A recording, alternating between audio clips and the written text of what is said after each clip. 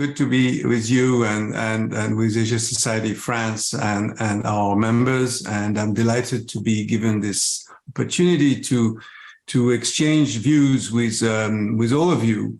And I will start perhaps by saying that for those of you interested in insights, as Raya kindly said, I would refer to the Asia Society Policy Institute website, ASPI, and in particular the Center for China Analysis, which carries a number of special projects, including one on Russia-China relations. It's called Brothers Forever.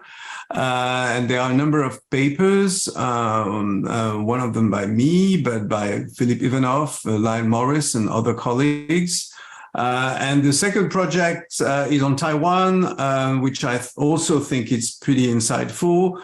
And then there's one called Decoding Chinese Politics, with all the insights of the Chinese Communist Party and the Chinese state. So I would recommend for those of you interested in Chinese politics to look at these pages, but generally at the ASPI website. Today I'm going to talk a little bit about APEC, and perhaps I'm going to get APEC out of the way because, in fact, it seems like the Joe Biden Xi Jinping meeting that took place last week gained much more importance than the APEC meeting itself. But let me just say just a few words about the Asia Pacific Economic Cooperation, which I happened to attended several times quite a long time ago, where I attended meetings in Bangkok, in London, in Seoul, and they take place every 2 years. It's an economic meeting that takes place usually every 2 years with heads of states. I remember particularly the one in Seattle 30 years ago in 1993, which will give me a great a way to bridge to our meeting, our subject, our core subject. But just to sum up perhaps the conclusions of the APEC meeting of ministers last week, the 21 nations. So it's an interesting gathering of nations from North America, from Asia, there's Canada, there's Peru, Mexico, but also countries, of course, in the Indo-Pacific, including China, Japan, Korea. Not all ASEAN members, but Vietnam is a member and Singapore is a member. And there's also Hong Kong, China, and there's also Chinese Taipei. So in fact, you got 3 Chinas for the price of 1, if I can say. And that makes APEC a pretty unique organization because it's the United States talking to both the Americas and the Asians. And on top of it, there's Russia, which I don't believe was well attended, was well represented this time. For obvious reasons, President Putin doesn't travel very much these days, and certainly not to the United States, where he is clearly not welcome since the start of the war in Ukraine. Let me now turn to the core subject of the meeting, the summit between President Xi Jinping of China and US President Joe Biden.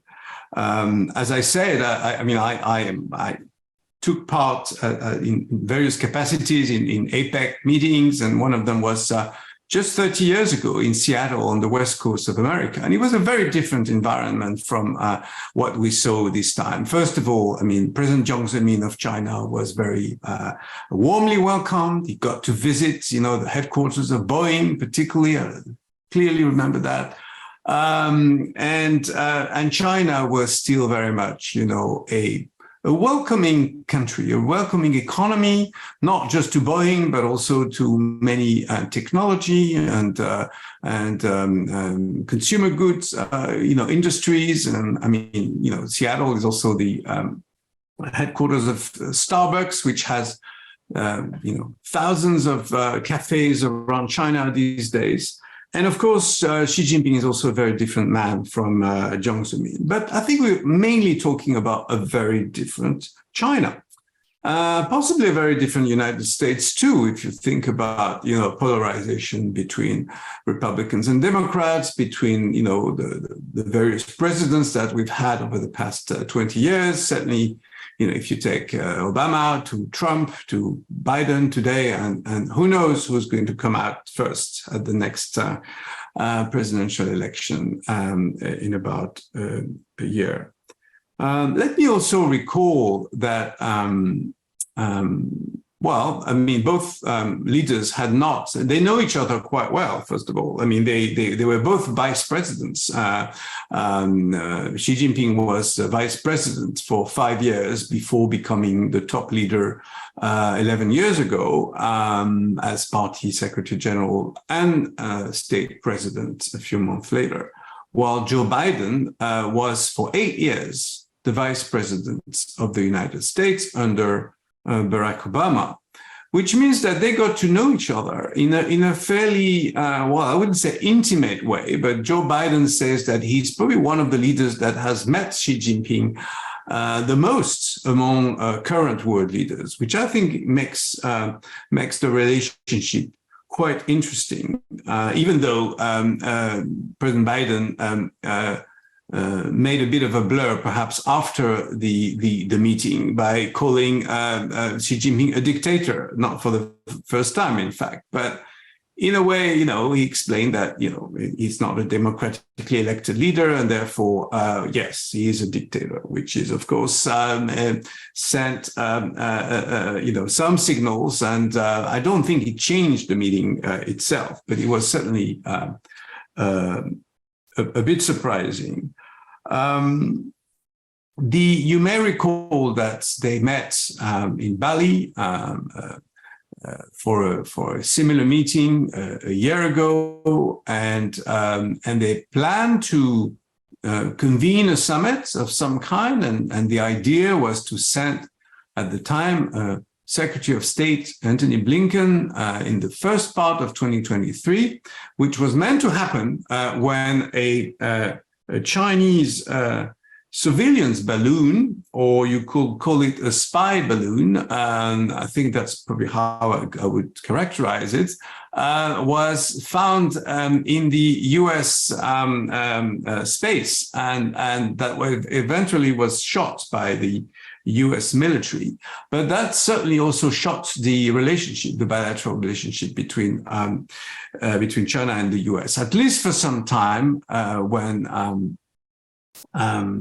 Blinken was not able to travel to China as scheduled. Now, of course, they sort of backpedaled after that and tried to patch up, so to speak. But it took many, many months before the two leaders were able to reconvene. And in fact, Blinken himself came to China much later, and also 3 other cabinet members of the United States government traveled to China before the summit itself could be even envisaged and then confirmed. And by the way, Asia Society was one of the conveners of the dinner that took place in San Francisco last week. And President Xi actually acknowledged that, and acknowledged the National Committee on USChina Relations and the American Chamber of Commerce. But Asia Society had some insights, and in fact, several of our colleagues were in the room in that dinner, were able to mingle with the members of both delegations from China and from the United States. And I would even say, without disclosing too many secrets, that Asia Society colleagues were also involved in the backdoor discussions before convening this important summit that eventually took place last week. This was the first visit by President Xi to the United States in 6 years, which is very unusual for a Chinese leader to not to visit the United States or not to welcome an American leader. I mean, you may recall that Donald Trump visited China, I think twice during his presidency.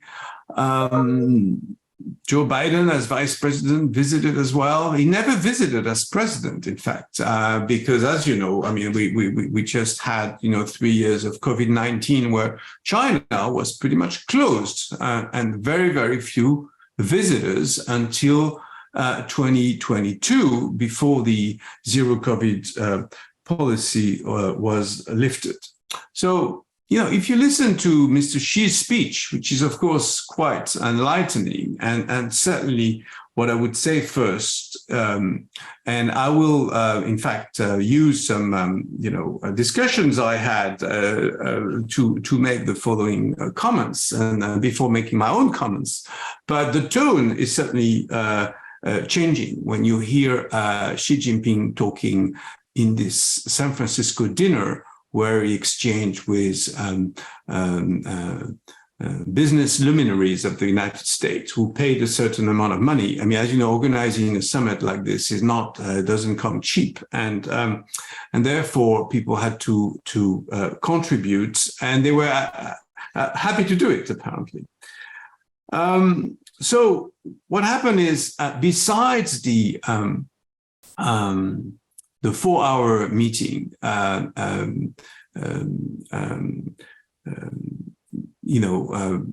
between the two leaders, President Xi gave that meeting, gave that speech at the dinner, and he did not pay any visit to American companies, and he didn't have many bilaterals. So at the end of the day, the most important, perhaps, are the core messages that he delivered in his speech, which was, kind of a business speech, and it was mainly a speech addressed to the business community, which speaks volumes for the state of the relations between the two. I suppose the political relationship and the military relationship, which were discussed among the leaders, were not a subject that President Xi aimed at discussing, although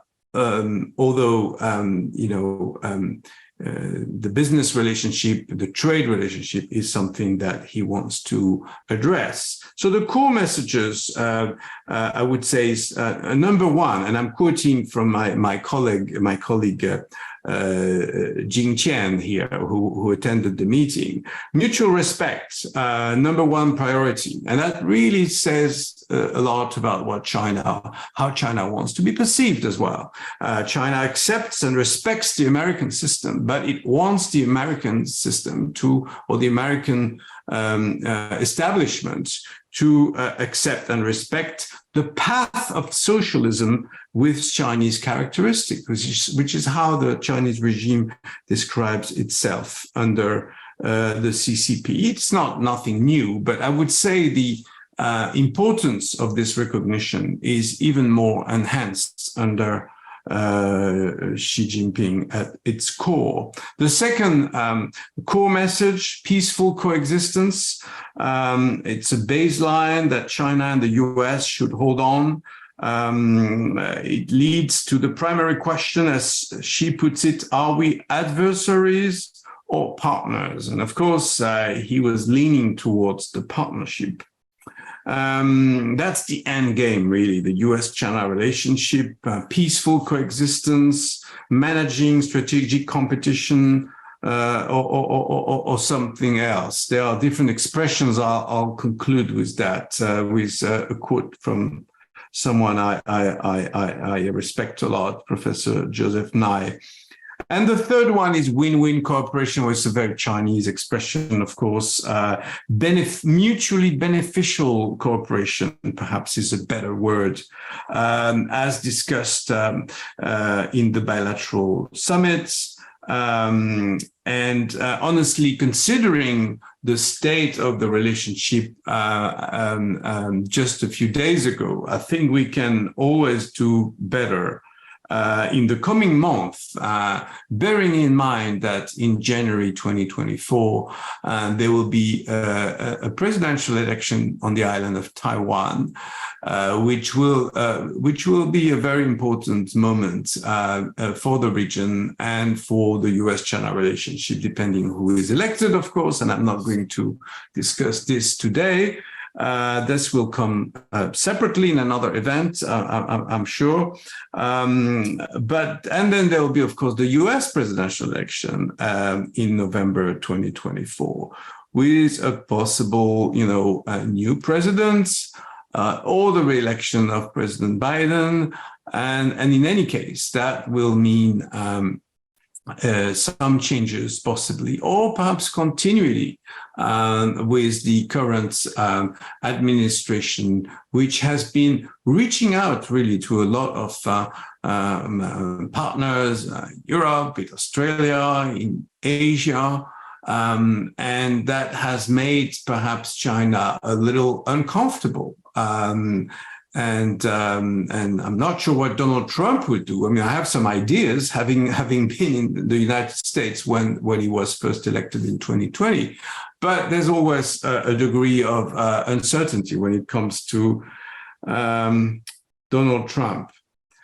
I think there is a four-part vision for the future of US-China relationship if we listen to Mr. Xi.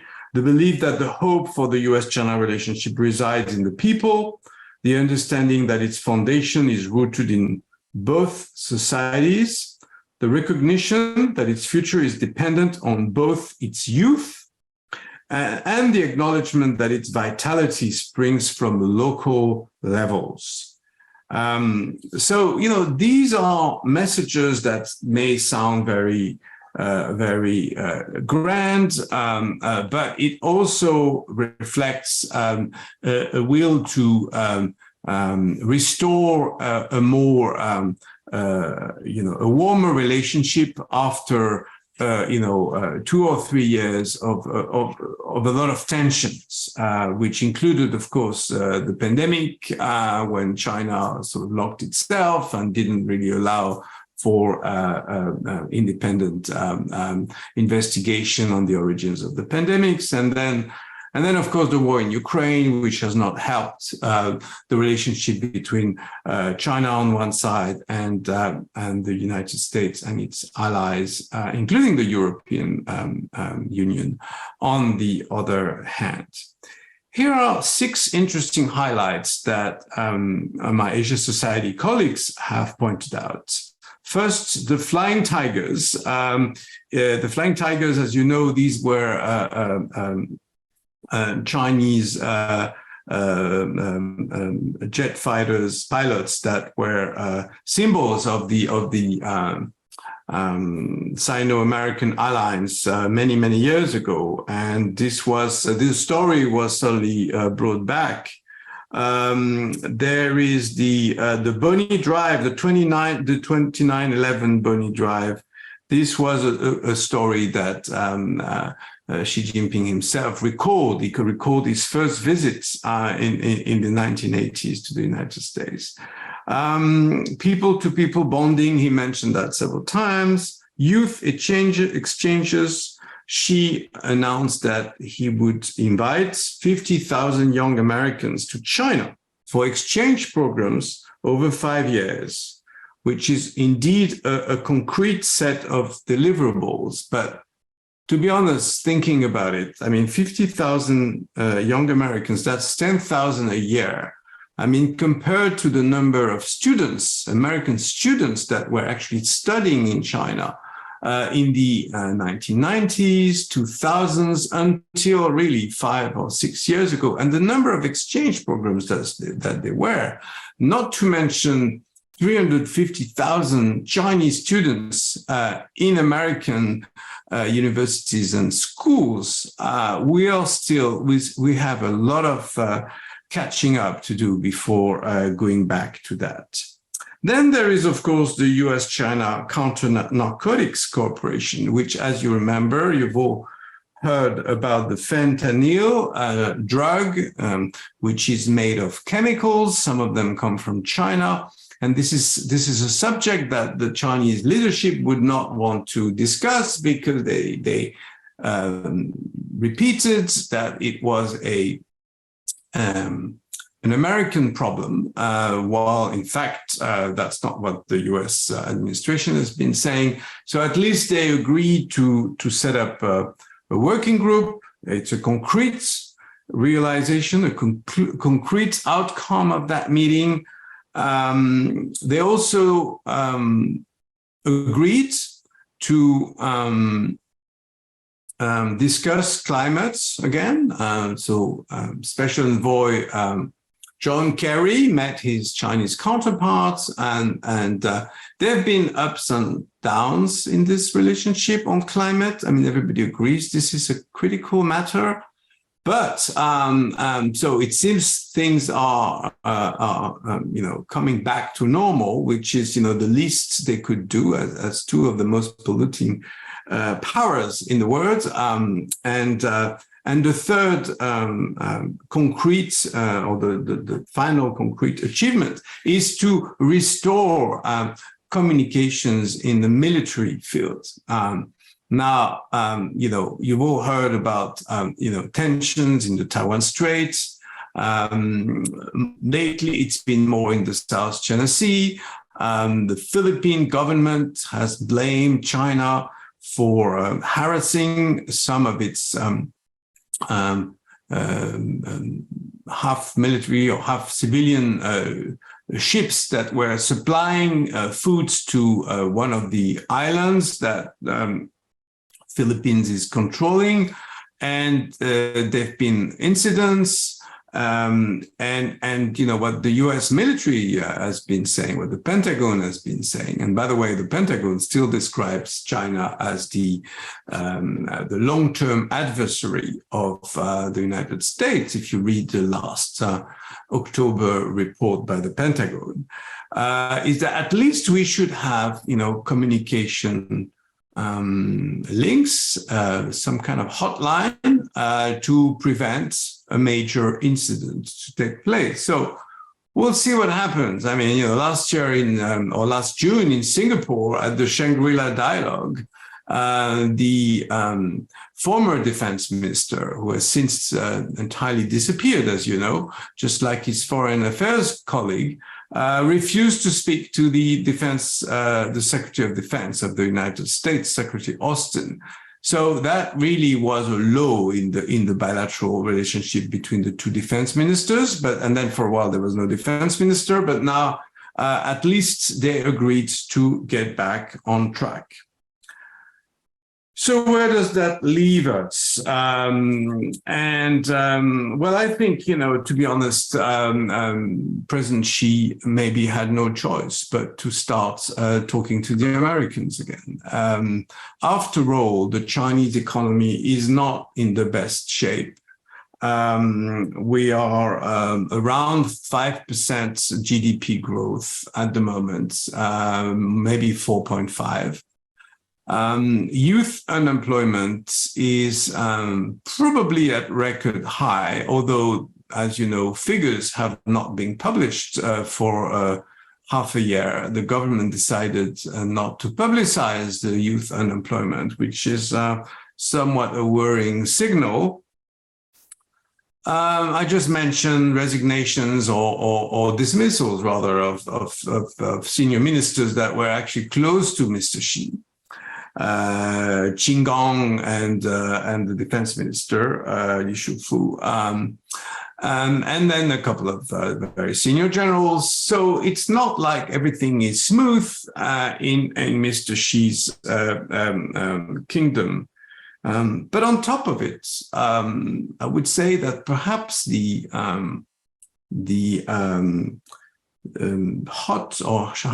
hard diplomacy by Mr. Xi has not really worked out when you look at the way things are organized in the world today. I mean, if you think about the war in Ukraine, of course, it's a terrible war, which we'll hope will not go on for too long, but it has helped Europe and the West to rally around mainly, Ukraine, and NATO is certainly playing a key role. So it has strengthened NATO, and China has been very critical of NATO, and China is worried about NATO expanding, and including in Asia, which is not really under planning, but at least an office was planned. And then when you look at Asia, I mean, the United States, I was referring to the Biden administration's strategy, which was created mainly by Jake Sullivan, the National Security Advisor, a former colleague of mine, Kurt Campbell, the Indo-Pacific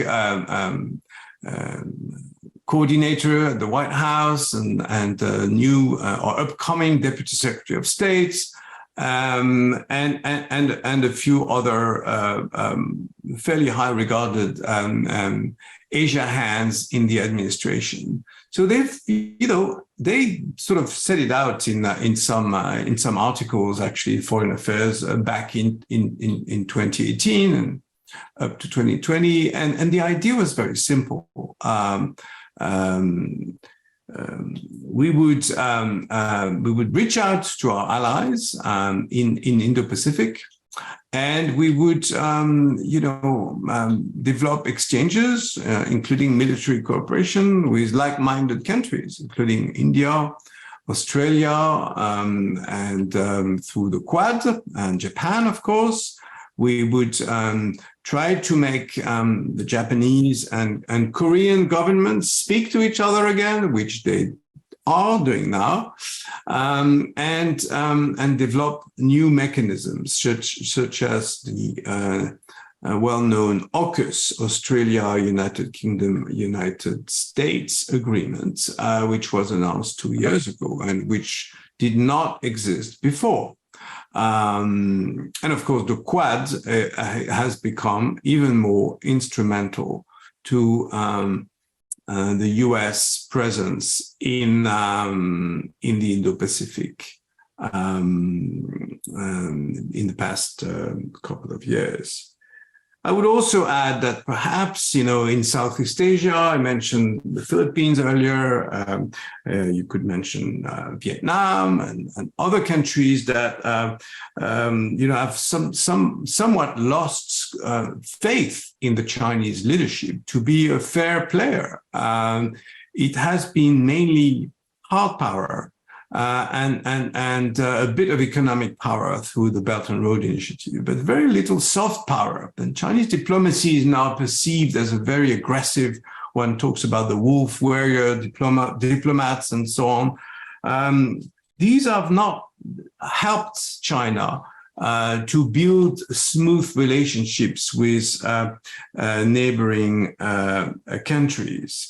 While the United States, which is a Pacific nation, not an Asian nation, but a Pacific nation, has actually, under the Biden administration, done fairly well.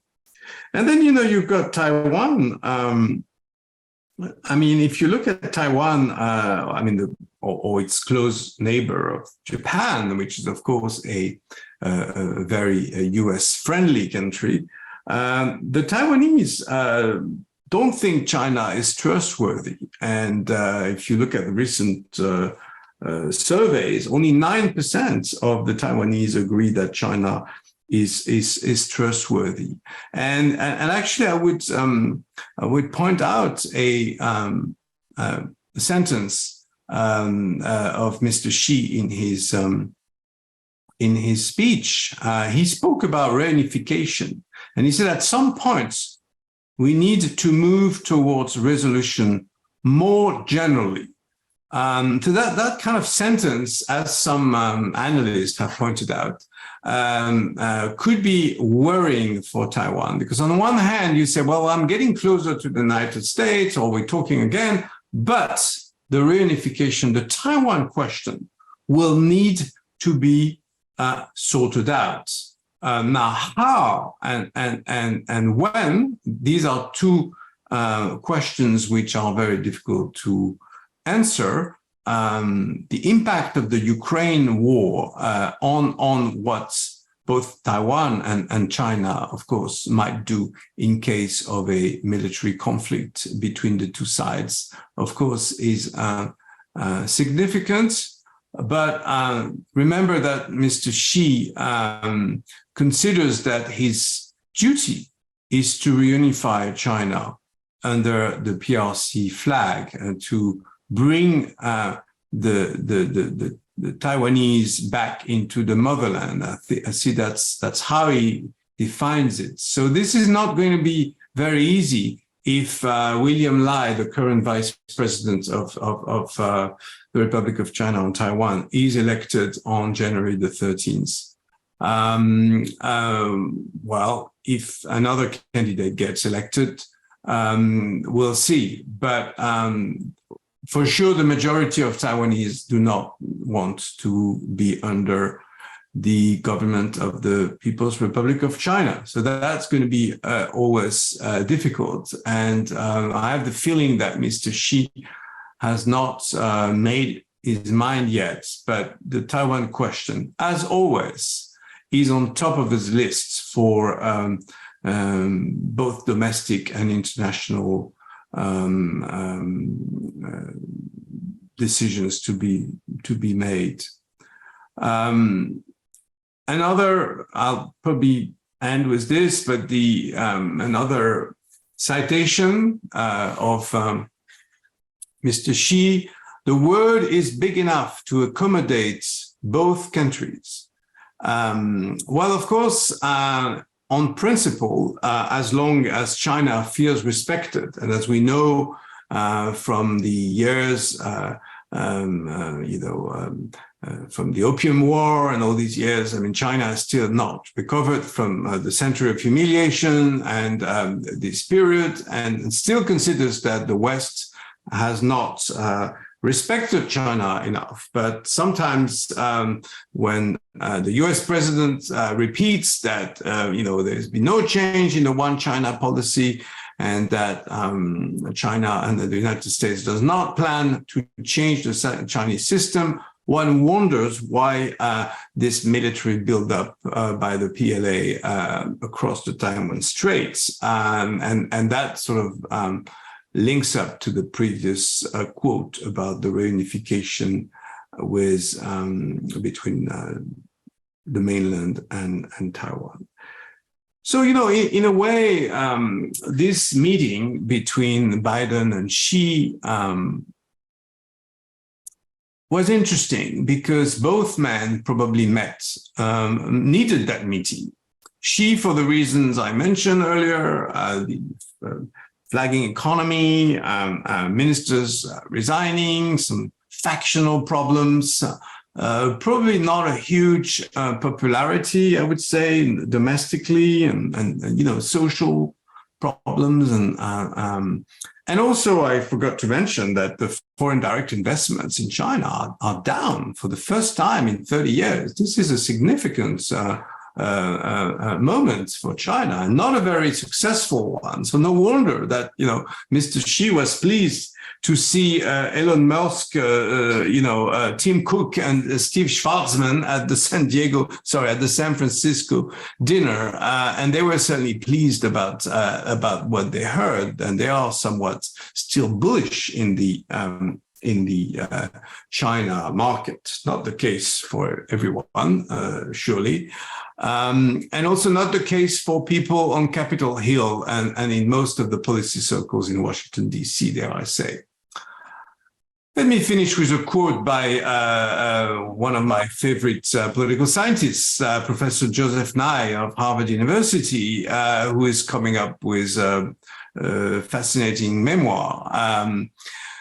Joe Nye calls for competitive coexistence, which is a new expression which at least acknowledges the fact there will be competition, It's probably less aggressive than strategic competition. It's also, going back to Asia Society, a way to place a famous citation by our very own Kevin Rudd, the previous president of the Asia Society, who is now serving as Australian ambassador to the United States. Kevin Rudd wrote this book, which, if you haven't read it, I warmly recommend, called The Avoidable War. Rudd spoke many times, including at Asia Society France, about managing competition. So we're still playing around this idea of, these two blocks. Are we talking about G2? Well, that's, as Europeans, that's probably not what we would aim for. Or are we talking about these big countries that are, part of this world, that are, the world big enough to accommodate both of them, which is what Xi Jinping was talking about. But remember that there was a Cold War once upon a time between the Soviet Union and the West. These two blocks had almost no trade and exchanges, while today the US and China enjoy $500 billion in trade, in bilateral trade. So that is not exactly, a decoupling, as people have said. The two economies are still very much linked. There are companies questioning their presence, their long-term presence, but there are also some that want to continue to do business. And I've mentioned 3 names of very famous entrepreneurs, but I could also add the owner of Starbucks, who continues to invest in China, and who still thinks Chinese people will enjoy a cup of coffee. And with this, I will check with Raya if there are any questions, and if not, I can wrap up pretty soon, since we've covered already quite a bit of ground. And I'm not going to talk too much about Europe-China relations, because that's not the idea. But I think in terms of the achievements of the Xi-Biden meeting, we've at least covered most elements. And the idea is really to continue to monitor this very critical relationship in the next 12 months ahead of the presidential election in Washington, and especially with the context of the Taiwan elections in January. Hi, Philippe. I'm going to read the questions out loud for you, where we have some action in the chat. So I'll start off with the first question from Ambassador Ryder. How does the U.S. administration process the diplomatic coup of China making Saudi Arabia and Iran shake hands? Well, obviously, it's interesting if we can put it this way. I mean, China's role in the Middle East is, calling it a coup is slightly, overstated, perhaps, in the sense that they did take place. They did take part in this handshake session between the foreign ministers of Iran and Saudi Arabia a few months ago. But remember that China has not been getting involved too much in Middle Eastern politics over the past 30 years. They've had diplomatic relations with both the Palestinian Authority and the State of Israel. They are indeed trying to play a role, but as far as I can tell, the recent development of hostages being freed in the next few hours in the Gaza Strip is not of the making of the Chinese government, but rather of the government of Qatar. And at the end of the day, it seems like the countries of the region are probably much better at handling this very, very complex and difficult situation than a government like China. But China wants to be in the game. You see, China wants to be a player. It is building somewhat an alternative to what it calls the Western-led international order. Remember that Mr. Xi was not always as polite as he has been last week towards the West, keeps saying that the East is rising and that the West is falling. And this is pretty much what he has in mind. So the Middle East is part of the East, obviously, if you want to be quite straightforward, and therefore the idea is to develop closer relationships. They've tried before, with other situations. I remember the war in Syria, for example, where China tried to engage with countries around the region, and in case Syria would need to be rebuilt, or if there was a new situation emerging after the fall of the Assad regime. But as you all know, the Assad regime is still there, and China in the end did not achieve its goals. So obviously the Iran-Saudi Arabia relationship is quite something. We'll see on the long run, and we'll see also if China is doing things for, on the long term, or if it's just to protect its own interests, economic interests, its access to natural resources, and the roots of the Belt and Road Initiative, which are definitely, going through the Middle East, and especially via Iran, which is a close ally of China, and also a close ally of Russia, which happens to be a partner of China. So the situation is complicated, but as far as I can tell, China is still being very cautious in this department. I can see there are, oh my God, there are many questions.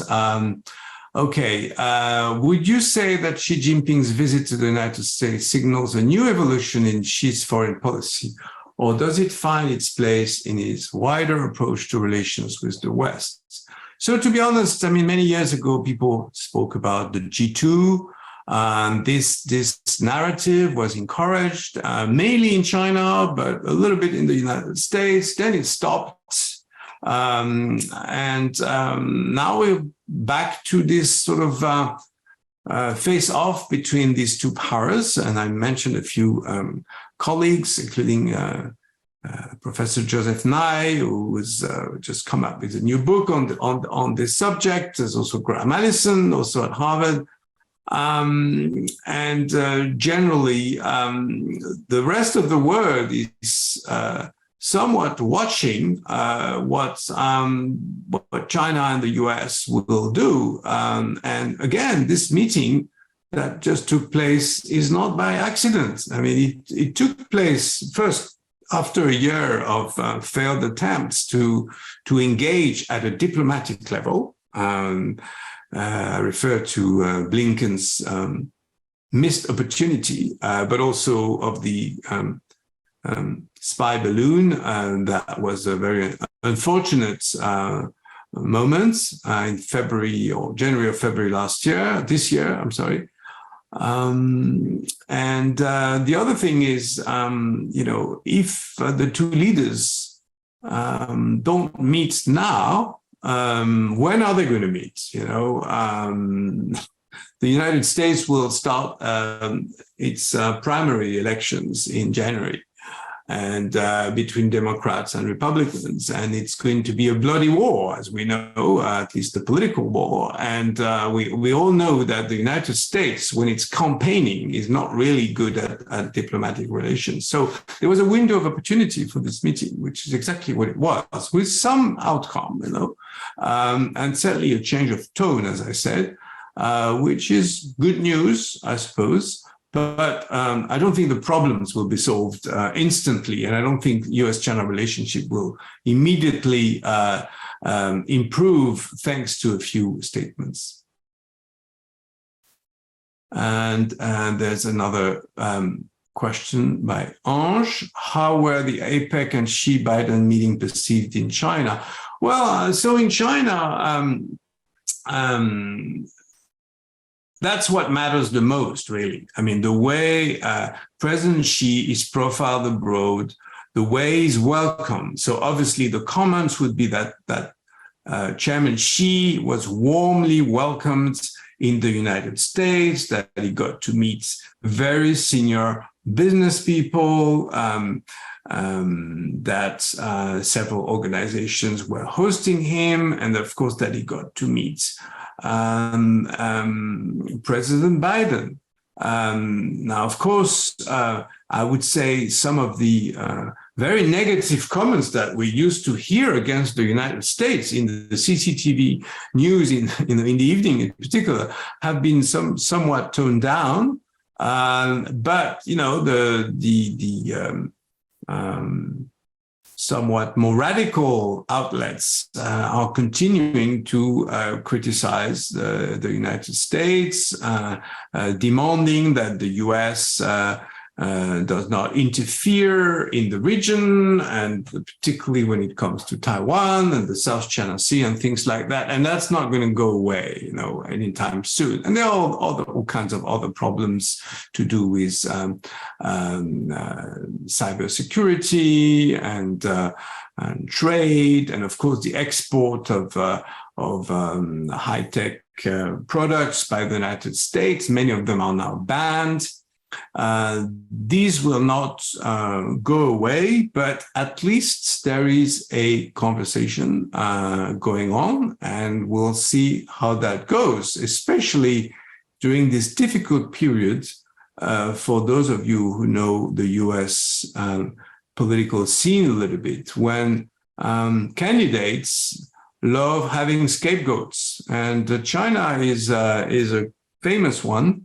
I would say it's not just between Biden and Trump. It's been a scapegoat for a long time, including, I remember, the 1992 presidential election between George H.W. Bush and Bill Clinton.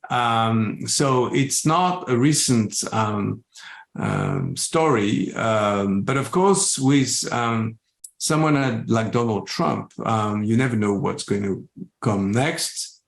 And I would say that China will definitely feature in his foreign policy speeches, if he is the candidate, which we will find out in the next few months when the primaries start in January. There's a question about the recent developments in South China Sea. Well, I don't see any shifts. I mean, obviously, again, I think China realizes that its image in Southeast Asia has deteriorated, and that perhaps the United States have become a bit of a protector to some of these countries. Certainly the Philippines, as you know, I mean, there were US military bases in the Philippines. They were called Subic Bay and Cloud Bay. I visited them in the 90s, and they are now, they've closed. But they are now reopening some of these bases in other locations because the Philippines don't feel secure against their major neighbor, which military, of course, keeps harassing, as I say, Filipino fishermen and the Philippine Navy, of course, being much, much smaller and weaker than the Chinese Navy. And I think that's not a great achievement for China to be able to be defied in such a way by Southeast Asian nations, which China is trying to make friends with. And China doesn't have many friends. If you look at polls around the world, in Pew Research surveys and things like that, they're all basically saying the same thing, that people are scared of the Chinese ambitions and government. Some people might like that. They might admire the system, but they certainly don't want to have it for themselves. That's very rare.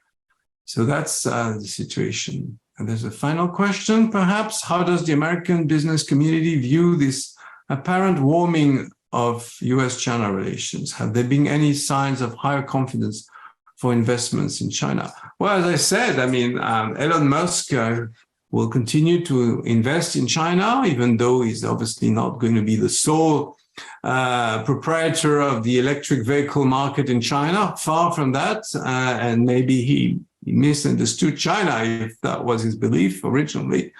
Some businesses will continue. Boeing is still trying to get back into business.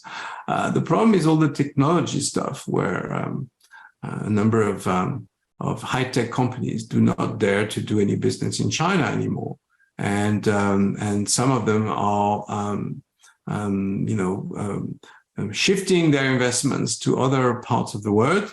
The Indian economy, by the way, has been doing very well, and maybe thanks to China, thanks to the fact, a number of companies would rather invest in India, even though the Indian economy is in different states, but at least many US or Western business leaders see perhaps India as a more welcoming and friendly environment than China. So China has a lot of homework to do. And to be honest, you all remember former Premier Li Keqiang, who passed away quite recently. He was the man who kept telling foreign businessmen that reforms would be continuing, but for the past couple of years there have been a lot of doubts about this, whether China would want to continue to open the door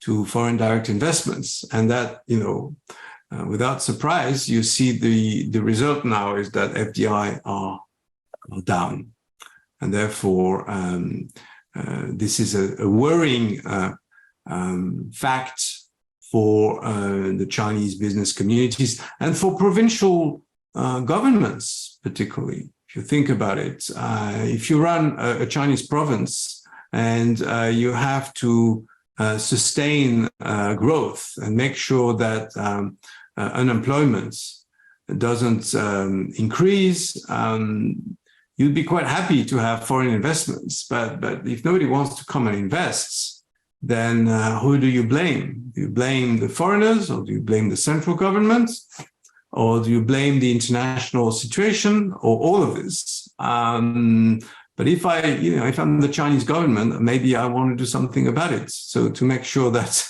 the Chinese economy will be back on track in 2024, especially when the National People's Congress meets in March of next year, which will be the next major political events in China domestically.